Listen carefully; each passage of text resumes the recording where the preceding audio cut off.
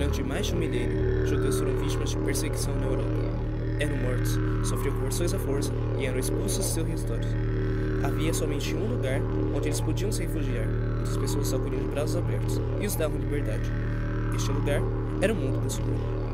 Milhões de judeus habitavam o Império Otomano, o Império Persa, o Império Almida, o Império Abássida e o Império de Córdoba. Nestes territórios, que correspondem atualmente a todo o Oriente Médio e ao norte da África, os judeus prosperaram economicamente, politicamente, filosoficamente e culturalmente. Eram grandes comerciantes, grandes professores universitários, eram os médicos oficiais dos reis árabes, assessores políticos dos líderes muçulmanos. Eram um povo relativamente privilegiado. Tinham a admiração de todo o mundo islâmico. Comunidades judaicas fizeram história em Istambul, Marrakech, Bagdá, Damasco e Teherã. Tinham seu próprio bairro em Jerusalém desde a Idade Média e recebiam todo o apoio das autoridades palestinas locais. Mas, no século XIX, surge uma ideologia política nova entre a população judaica na Europa, inspirada no nacionalismo europeu. Essa nova ideologia assume um caráter essencialmente imperialista. Ela é o sionismo. Prometendo retomar ao povo hebreu o território perdido, que havia sido deles há 2000 anos atrás, o sionismo rapidamente recebeu o apoio do governo inglês. Ora, para os ingleses, seria um trunfo ter o Estado aliado em terras tão promissoras para a expansão capitalista britânica. Quando eclodiu a Primeira Guerra Mundial, o Império Otomano, que até então governava as terras palestinas, entrou no confronto do lado contrário britânico. Turcos e ingleses lutaram ferozmente uns contra os outros, mas esses últimos acabaram vencendo a guerra. Inglaterra e França dividiram os territórios otomanos e pegaram para si o espólio da guerra. França transformou Síria e Líbano em colônias.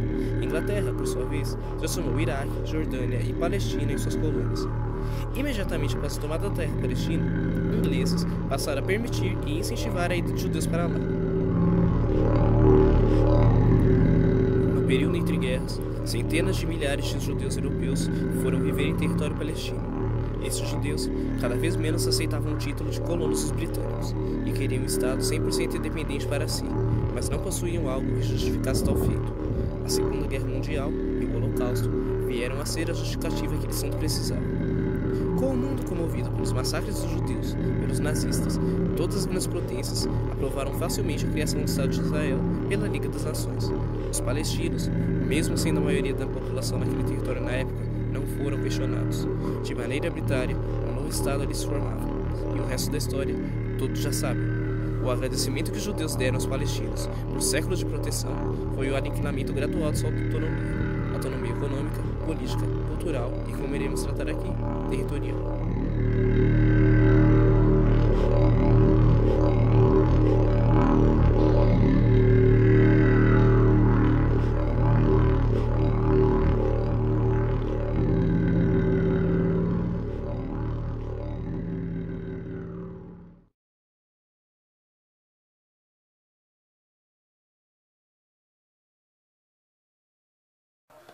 Para os soldados israelenses? Tem tempo que a gente, 2000 até 2006, que todos os dias. E depois, como eu falei para você antes, que minha cidade tem bastante guerreiros lá. Então, o judeu saiu da minha cidade, ficou anulados. Então, depois de 2006, não fica todos os dias. Que tem meses, todos os dias, tem meses não. Então, tem bastante vezes que eu não consigo, por exemplo, chega na escola, chega no trabalho, chega no teatro, não dá. Porque então, eles não deixavam você passar. Então tem que eles tiram, eles pegam você na prisão, depende do que eles querem. Às vezes eles tiram sem nada. E às vezes eles esperam até você chega e pegam você. Então, tem vezes que eu não chego, tem vezes que eu dou uma olhada assim que foda, não dá para esperar. Precisa chegar de volta. E volta para casa. Ou às vezes fica no trabalho, dormir todo mundo no trabalho. Não dá para sair. Certo, então você falou para mim que em 2000, 2006... Isso era todos os dias? Todos os dias vocês tinham que passar pela revista? Não todos os dias, não. Que tem mais ou menos todos os dias. Mas por exemplo, da manhã, da tarde, na noite, depende. Mas se da manhã não dá para chegar na escola, então já era esse dia. Que, por exemplo, 2004 tinha 4 meses, os alunos, meus amigos, nossos professores, a gente não estuda 1 mês, ou 4 meses. A gente não estuda 1 mês, quase 1 mês. Mas às vezes que eles entram na noite, então a gente já estuda e volta para casa. Às vezes da tarde, como eles vêm para a escola quando a gente está estudando. E começar a tirar, jogar bombas, é assim, para a gente não estuda. Então, quando eles vão embora, a gente sai, porque não dá para ficar. Se fica, eles vão embora. Então, para sair, como que eu falo, aqui até centro, você precisa 12 horas, às vezes 1 dia, às vezes você dorme lá. Só aqui, Belo Horizonte, até o centro, cara, até República. Você precisa 1 dia. E estava sorte, e graças a Deus, estava sorte. Saiu como 1 hora no ponto de Palestina, 1 hora 40 minutos no ponto de Israel e 3 horas no ponto de Jordânia. E depois você sai para a Jordânia e fica livre. Você chega lá, não dá para volta e não dá para entrar se eles vão ser. Então 3 dias ela fica lá com pessoas porque eles fecham. Qualquer tempo eles fecham, eles abrem.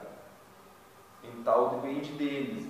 Você liga ao governo, está aberto, está aberto. Você chega, está fechado.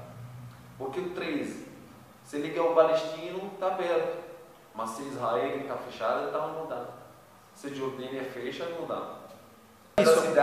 Por exemplo, tem uma cidade palestina aqui, tem outra aqui.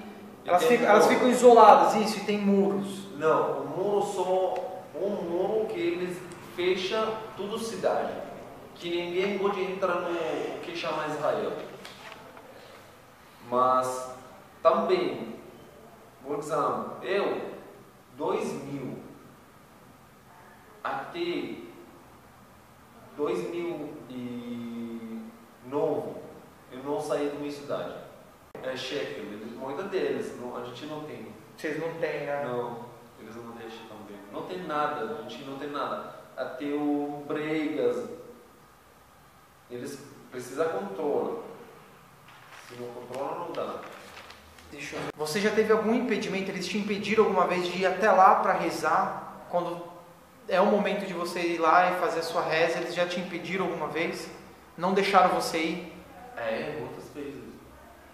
Muitas vezes que eles tiram uma da bomba do gás dentro do lá dentro da mesquita. Dentro, que você está rezando e vez bastante bombas do gás. Mas Al-Aqsa. Isso, essa mesmo. Al-Aqsa, esse. Cara, o guerra tudo para esse lugar.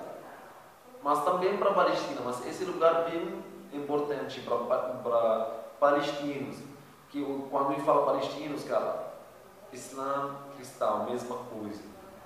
Mesma coisa, porque como nós muçulmanos tem coisas para Islã no Palestina, cristão também tem, judeu não tem.